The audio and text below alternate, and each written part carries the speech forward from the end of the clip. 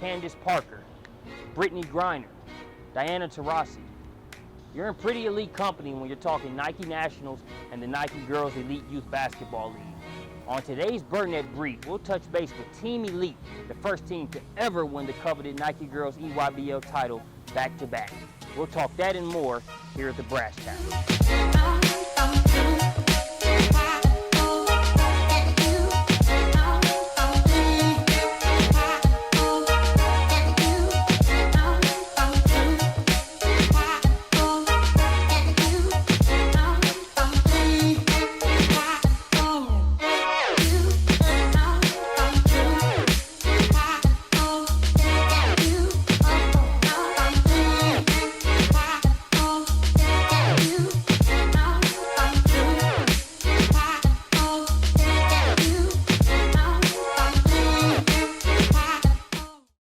So, fellas, let's talk about the back-to-back championships. For those that don't know, Nike Nationals, one of the most prestigious events as a member of one of the most prestigious leagues in the country, Nike Girls Elite Youth Basketball. The Team Elite program has been the only team to win that title back-to-back. Fellas, you guys started the program in 2010. What stands out to you about the process where you're at now? Well, I mean, it feels good to be where we are now. You know, our main goal is just to make sure girls get better and be able to compete at a high level. So that was the main goal.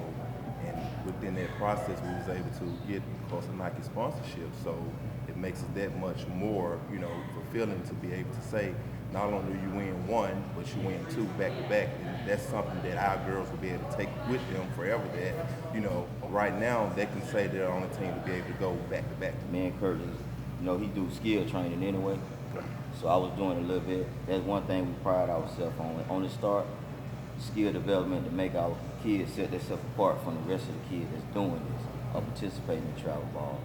So that was the main start of the start process. Another question that comes to mind, so you all's introduction into this, so yours is on the skill development side. How was your introduction, Coach? I was a high school coach. Of course, my daughter wanted to play basketball. And me and Kirk kind of met on a humbug at a Brandon Clay event. And I saw the girls playing, and what impressed me the most, how the girls carried themselves. And I seen how Kirk communicated with them. So just so happened, you know, through the midst of his sister-in-law and my cousin, for us the LSU Connect, we got on the sideline and we talked. And we started out with two kids, with my daughter and Bianca Fitzwater. And we just went from there, because Kirk really didn't know the younger kid. But because Bianca and my daughter was playing together, I kind of knew them. So he used to call me and say, "Hey, Chad, what you think going on? You know about this kid?" So I got in contact with Doug Ray. So we kind of like put about 4 or 5 kids together. Kirk had a couple of kids on the north side he was familiar with. We kind of got them in the mix, got them in the gym, got to working. Was a good vibe, and that thing just took off, man. You know, competing and being able to go and represent out of state, you know, it all starts at home. Talk about the programs being based in Atlanta and how you feel like that iron sharpens iron dynamic plays for you guys when you look at the competition you face here before you even leave 285. Well, I can tell you, just coming from my end with my group of kids who I just finished with, the competition started in-house. Because me as a coach, I used to use Kirk and the kids before me, like Caleb Pointer, Q Morrison, the Jada Lewis, the Eric Cassell. They kind of motivated my kids. Because I'm a competitor. I had within myself, and I used to tell my girls, if they win, we gonna win. When they go hard, we gonna go hard. So that just kind of generated, and it became fun, man. You know, when Kirk go to the tournament, Chad, I'm gonna win. Oh, Kirk, you think I ain't gonna win? So it became, we was having fun with it. It had nothing to do with people on the outside thinking they were motivating us. It was inside. So by me and Kirk being so competitive, it carried over to the girls. And the best part of it, how they handled it. They got a kick out of if I play before Kirk and win, so the other girls know we gotta win. So it became like that. They come and watch and see if we gonna win, we go watch and see if they gonna win. And just unfortunately, man, we always was winning. What are some of the other calling cards when you look at this program, in addition to just that body language and how you carry yourself? You know, for parent participation, we're very unique in that sense of things too. We have great parent participation. That's what I kind of really love about this group. They sacrifice to make really what the logo stands for. Because without them and what the things that me and Kirk do it kind of like it go hand to hand. Yeah. So as far as pushing each other, now last year when you guys won both the U15 and the U17, you guys play U15, won that. So your U17 game is coming up. I know your game plan and focusing on what your girls have to do. But was there a little bit of that element of, oh, U15 is just won, I know we're about to bring this thing home? So the mindset was going into that game was we're going to win both of these, you know what I'm saying? Because we're in the championship in both games, we got an opportunity to win both of them. So we started playing our game, and I guess maybe, I want to say maybe the second quarter of our game, that's when they walked in. So, you know, everybody kind of lit up, you know, it's just when they walked in, it just kind of really just lit all of us up even more because we had already finished one job. So both of the coaches came, sat on the bench with us, and all of the girls from the team sat behind the girls. We had chairs lined up. So it was like we just pushing one another. We pushed them when we were, you know, where they was playing. So as soon as they finished, they could have left and went home or did whatever. But coach said, okay, y'all, let's make sure we go over here and support the older team. So it just shows the family atmosphere. So, you know, that right there, the girls saw them come in, it just kind of took them to another level. You look at last year's championship win, this year's championship. Any differences as far as what you guys felt with, you know, last year being the first year, this one being more of a repeat scenario? What differences, if any, did you guys notice or feel? From my standpoint, me and Kirk talked about this. You know, and we just gifted to be a program to have a good group of kids, but in other states, like the bigger kids, they always play up. So like last year, the better 18s were playing up in Kirk division, right?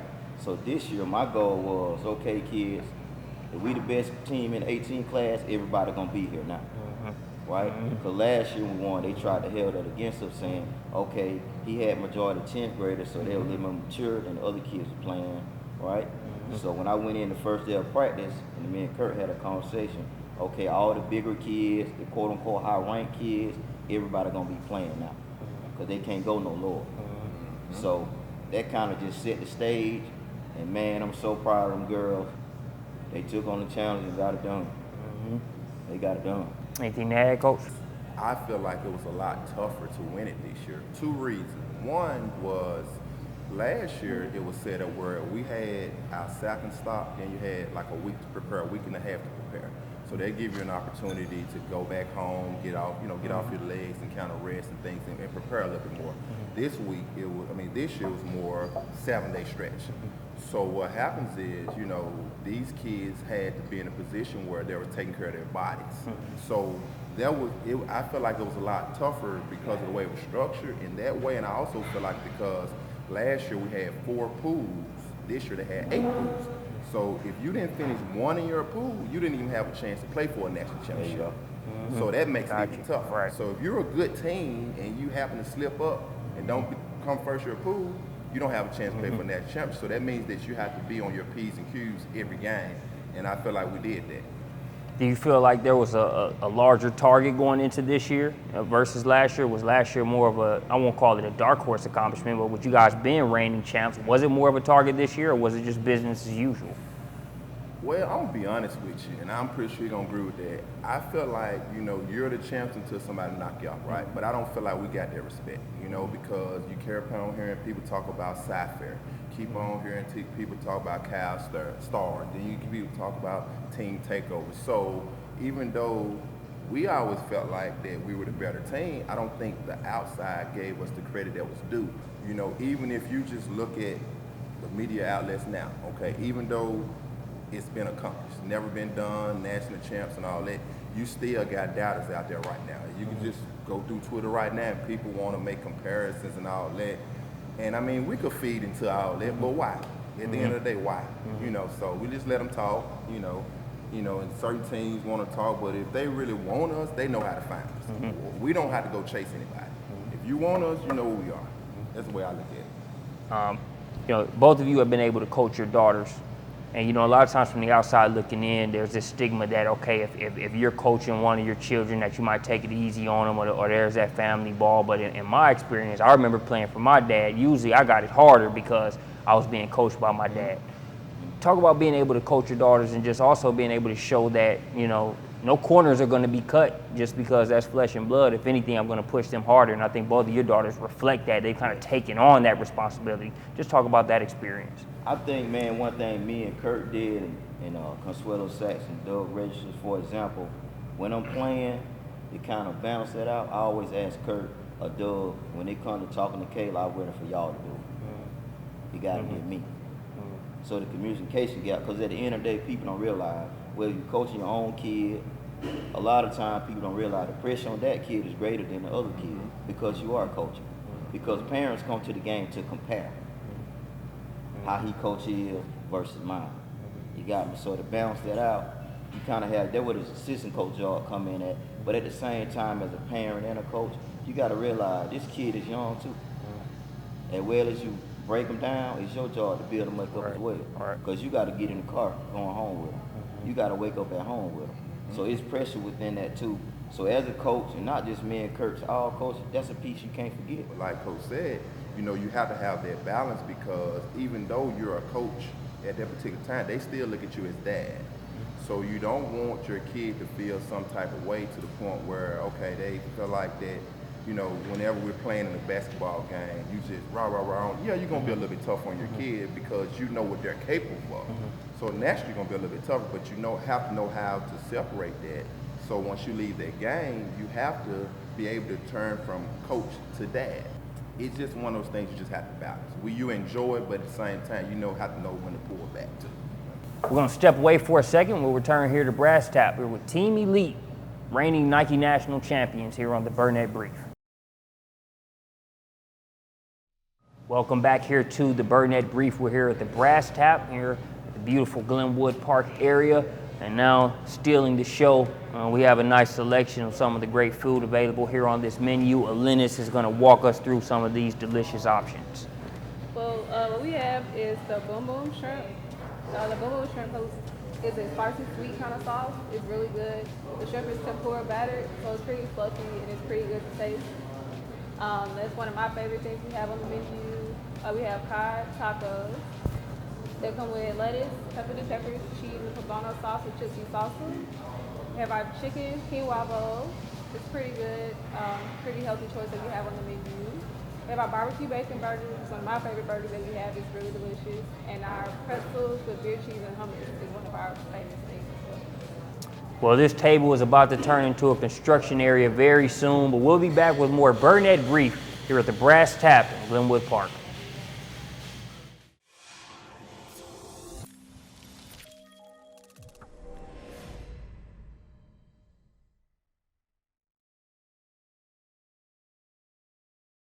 I have the pleasure of sitting here with Team Elite, back-to-back reigning Nike National Champions. Coach Chad Hubbard still with us, and we got Coach Doug Register joining us, another representative of the program. Coach, again, when one team wins, the whole program wins with the way you all push each other and feed into each other. How did it feel to be able to see the team represent once again there at Nationals? Awesome. It's a huge accomplishment. You see the work that the kids put into this, the coaching staff, the parent. Just to see it all come to fruition is really good to see. Now, Coach, you're very competitive. You mentioned that there in the first segment, how the teams sort of push each other. I think that applies to the play, but also the coaching.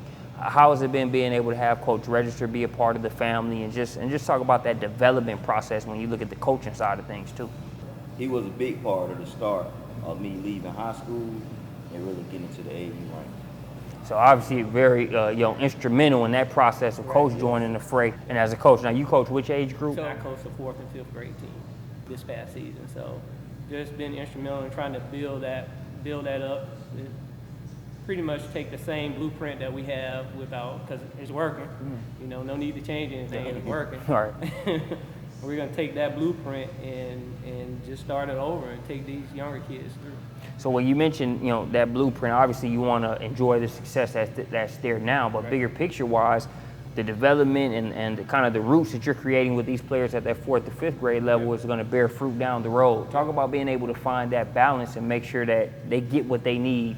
We think they need right now is the opportunity to play, the opportunity to have that time in the gym to do skill work, for them to understand what it takes to win, what it takes to play at this level, what it takes to wear Team Elite across your chest, you know, what that means. We hang our hats on defense. So to play in this program, you have to be willing and wanting to buy into defense. So really it doesn't stop for us. We'll take a few days off and we're going to be back. You know, we like to allow the kids to have rest and be kids, but our goal is to get them back in the gym, start with the basic fundamentals at that age and make sure that they're getting exactly what they need to grow. How does Team Elite find that balance between, you know, games, getting that competition aspect in, but then making sure you have that development too, so that it's not just game after game after game? Talk about that balance as a program. Well, one thing I try to do is make my practices harder than the game, you know, so the game come easy. Here, made the practices tougher, definitely competitive, and every year we're going to raise that level. Well, a talented lineup from top to bottom for Team Elite. As we step away for a second, we'll be back with more Burnett Brief.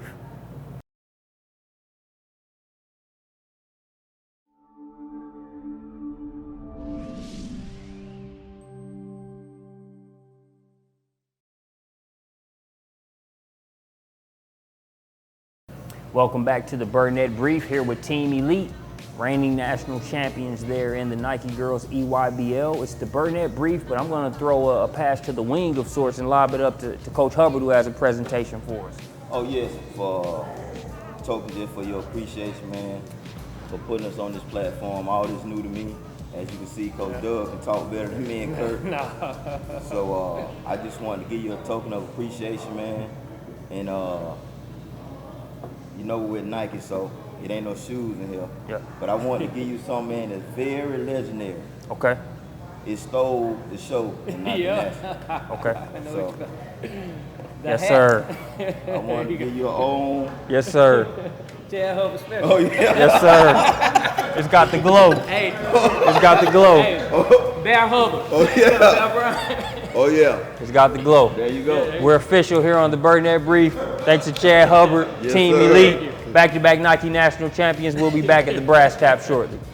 Team Elite back to back on the Burnett Brief. Hey!